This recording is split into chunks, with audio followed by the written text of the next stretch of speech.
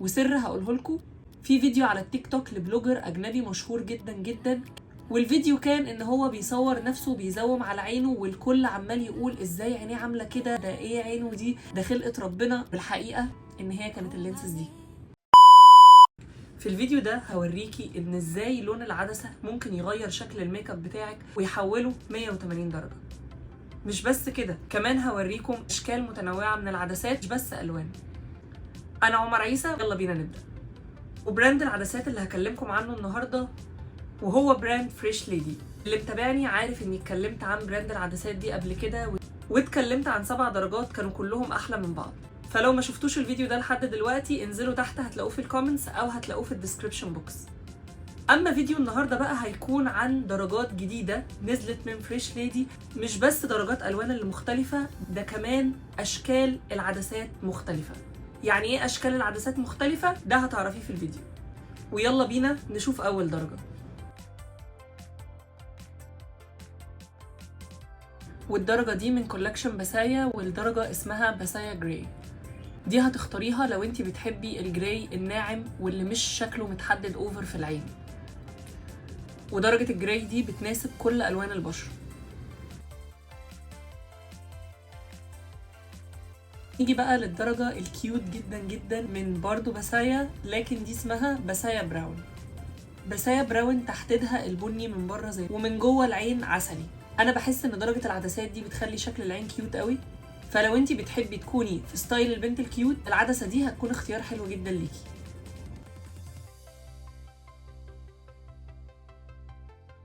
عارفين انهم ميك اب لوك؟ عدسات فريش ليدي درجة ريو براون هي النو لينسز لوك. اللينسز دي هتبقى بالنسبة لك حاجة بتدي لمعة وهتدي لون للنن نفسه. الفكرة بتاعت العدسة دي ان هي مش بتغير لون العين على قد ما هي بتغير التفاصيل اللي موجودة في النن. يعني بدل ما النن لون واحد، هي بقى مخلياه فيه عروق من الاصفر والاخضر وبتكبر نن العين شوية. فاللينسز دي هتكون اختيار حلو ليكي لو انتي بتحبي العدسات اللي من غير عدسات اصلا.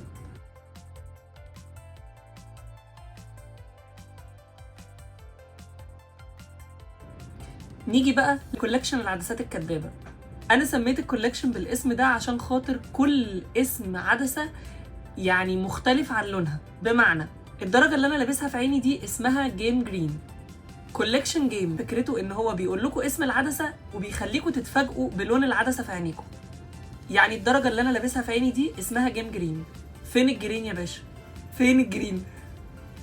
بصوا، لما تزوموا شوية هتلاقوا ان من جوه في اللون الاخضر الفاتح جدا جدا اللي هو مايل شوية للون الاصفر.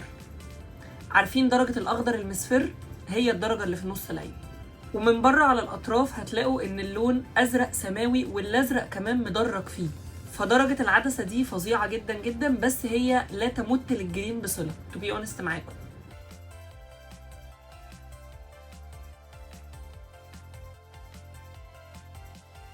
نيجي بقى لتاني درجة من كولكشن الجيم الكذاب، وهي جيم بلو. دي بصوا هقول لكم على حاجة، دي للي بيفهم في درجات الألوان وكده هيعرف ان دي ينفع يتقال عليها جيم بلو عادي، مفيش مشكلة. ودي هتكون مناسبة للبنات اللي بتحب درجة الجراي المزرق. هي دي درجة جيم بلو.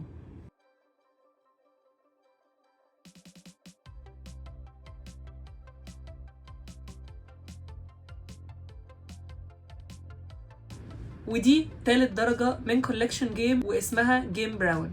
من رأيي الشخصي دي أفضل درجة في كولكشن جيم كله. الناس اللي بتحب الدرجات الميكس بني عسلي أصفر، هي ميكسها لذيذ قوي قوي، وحتى كمان شكلها لو قربتوا منها ليها شكل حلو مش باين فيك لكن مميز. فلو انت من محبين العدسات اللي شكلها بيكون مميز وميكس أصفر في بني في عسلي، العدسة دي هتكون اختيار حلو جدا ليكي. عندما يتحدث لون القهوة تتحدث كوين شوكليت.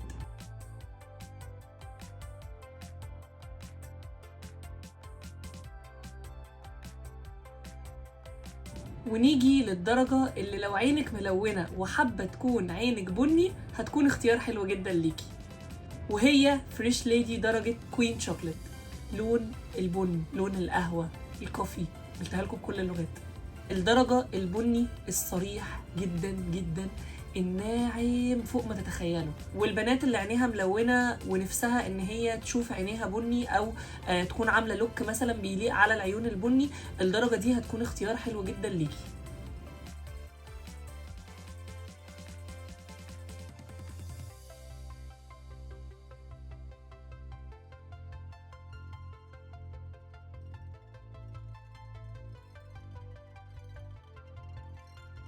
حتى العدسات الفانتازي جبتها لحد عندكم. نيجي بقى نتكلم عن الدرجة دي وهي اسمها نيبتون بلو.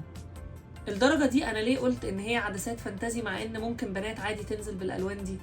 عشان خاطر العدسة دي بتعمل غيامة بسيطة على العين. انت ممكن تشوفي، يعني انا شايف عادي في الكاميرا دلوقتي لكن حاسس بغيام بسيط قوي على العين، لكن العدسة دي زي ما انتوا شفتوا غيرت لوك الميك اب تماما. والعدسة دي بتكون عايزة لوكات ميك اب جريئة قوية فانتازي، عشان كده قلت ان ده كولكشن العدسات الفانتازي.